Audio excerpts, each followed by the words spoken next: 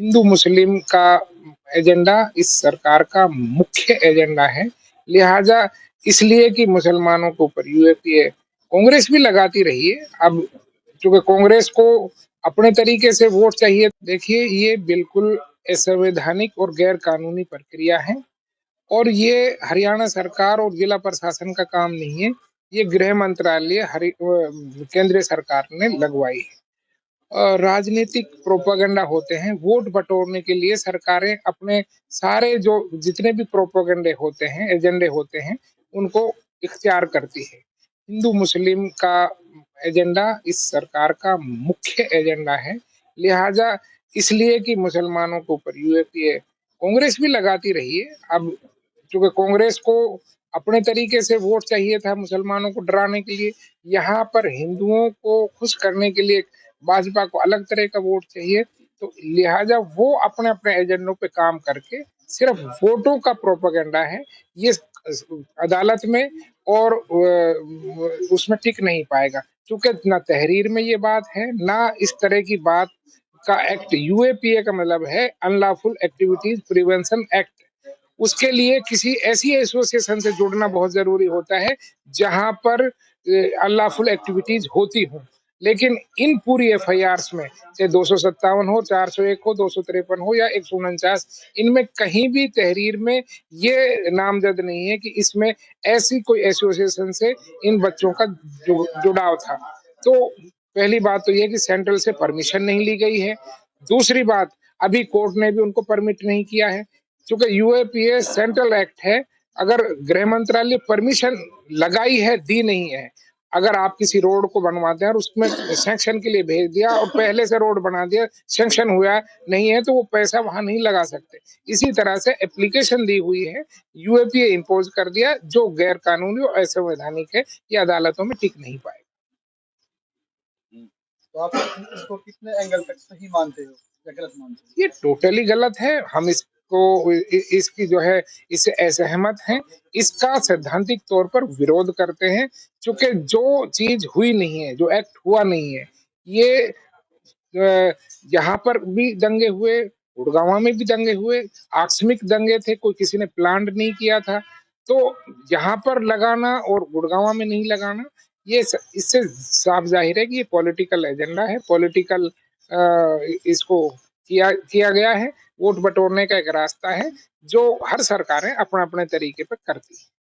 Sir, Gurgaon में जो इमाम साहब को मारा था, क्या उसके ऊपर भी ये लगाई है? नहीं, उसमें यही मैं कह रहा हूँ कि यहाँ अगर 4 में लगती है, वहां नहीं लगती, तो इसका मतलब डिस्क्रिमिनेशन है। कहीं ना कहीं ये वोटों का एजेंडा है, इसके अलावा कुछ भी नहीं है। अदालतों में ये नहीं टिक पाएगा। क्या इसका चुनाव में असर देखने को मिलेगा?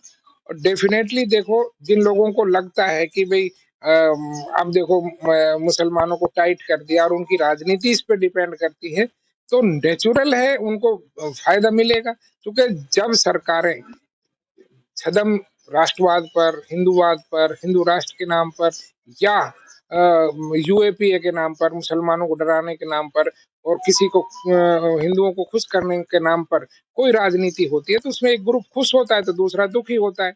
इन सब का कहीं ना कहीं राजनीति में फायदा नुकसान होता है, वो एक जाहिर सी बात है। एक तरफ यूएपीए का लगना, दूसरी तरफ 9 मार्च को मुख्यमंत्री का मेवात आना, तो क्या यहाँ के लोगों का मुख्यमंत्री जी विश्वास जीत पाएंगे? देखिए, यूएपीए एक अलग प्रक्रिया है सरकार, केंद्रीय सरकार की। ये हमारे जो 9 मार्च का प्रोग्राम है, ये हमारे महानायक हीरो, मेवाती समाज के नेशनल हीरो, जिन्होंने देश के लिए अपने प्राण त्याग दिए थे, उसकी योम शहादत का दिवस है। ये प्रोग्राम अलग प्रोग्राम है और वो एक प्रक्रिया है जो नो वायलेंस में अलग से चल रही है। तो दोनों कार्यक्रम को एक साथ देखना, एक साथ मिलाकर देखना, मैं समझता हूँ कि उचित नहीं है। ये प्रोग्राम हमारी सौम्य सभ्यता, बलिदान, कुर्बानी, साहस को दिखाता है। वो प्रोग्राम वो जो वायलेंस हुए हैं, वो एक रूटीन वायलेंस है, झगड़े हैं। उसमें जो कानून कहेगा, अदालतें कहेंगी, जो प्रशासन पेश करेगा, उसमें सच क्या है, गलत क्या है, वो अदालतें तय कर देंगी। वो एक अलग प्रक्रिया है। ये हमारा हमारा जो है योम शहादत का दिन है, हमारे हीरो का, महानायक का। तो इनको अलग अलग तरीके से देखना चाहिए, इकट्ठा देखना उचित नहीं। 9 मार्च को लेकर विपक्ष आरोप लगा रहा है भारतीय जनता पार्टी को मरे हुए से प्यार है, जिंदों के ऊपर यूएसए लगा रहा है, क्या कहें? देखो, ये भी राजनीतिक स्टेटमेंट है। कोई अगर इस तरह की स्टेटमेंट देता है कि मरे हुओं से प्यार है, देखिए जो चीजें 9 मार्च को यहाँ होने जा रही हैं, मैं समझता हूँ कि वो किसी भी मुख्यमंत्री के लिए एक, और किसी भी देशवासी के लिए या किसी भी क्षेत्र के लिए बड़ी बातें हैं। यूनिवर्सिटी की बात हो रही है, यहाँ पर संग्रहालय की बात हो रही है, यहाँ सड़कों के नामकरण की बात हो रही है, यहाँ पर बहुत बड़ी बड़ी चीजें जो अभी तक की किसी सरकार ने नहीं दी, उनको देने की बात हो रही है। तो मैं समझता हूँ कि ऐसे मौके बहुत कम आते हैं जहां खुद मुख्यमंत्री आपके द्वार आकर आपके हीरो को महानायक बनाने की कोशिश करते हैं, और दूसरा उसके नाम पर बहुत सारी चीजें सौगातें इलाके को देने की बात करते हैं।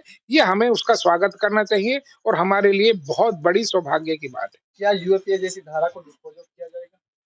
देखिए, यूएपीए एक अलग प्रक्रिया है। हमने डीसी के माध्यम से, एसपी के माध्यम से, मुख्यमंत्री से बात की है। वो हमारी पैरवी करेंगे केंद्रीय सरकार से कि यूएपीए जैसी धारा को हमारे इलाके में इम्पोज ना किया जाए। ये हमारी वकालत करेंगे, चूंकि यूएपीए गृह मंत्रालय से लगती है। उसके लिए हमारी वकालत के लिए हमारे मुख्यमंत्री, हमारा प्रशासन खड़ा है। हमने अपनी पैरवी रख दी है, वो हमारी पैरवी आगे करेंगे और वो मजबूत पैरवी करेंगे, ऐसा हमारा मानना है।